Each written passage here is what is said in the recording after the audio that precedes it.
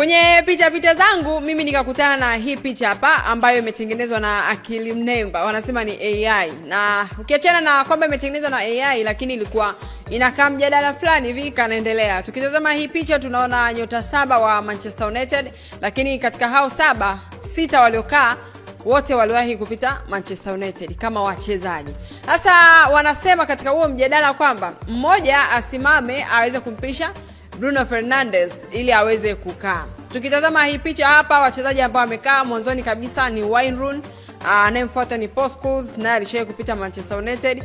Baada ya Paul Scholes tutamtazama Ryan Giggs, akitoka hapo Ryan Giggs ni Roy Keane, alafu baada ya Roy Keane hapo ni Cristiano Ronaldo, na mwishoni huko kabisa ni David Beckham. Sasa katika hawa wachezaji 6, mmoja anatakiwa asimame ampishe kapteni wa sasa hivi wa Manchester United, Bruno Fernandes. Mimi nafsi yangu nikitazama wote na alama ambazo wameweka pale Manchester United, yani ni kati ya wachezaji ambao pia walishawahi kutengeneza legacy pale Manchester United, sioni hata mmoja ambaye anaweza kustahili kusimama kumpisha Bruno. Labda Bruno naye aje kivingine au alete mafanikio makubwa kama ambao wamekaa hapa walivyowahi kufanya Manchester United, lakini mimi nafsi yangu naona hakuna ambaye anaweza kumpisha Bruno Fernandes.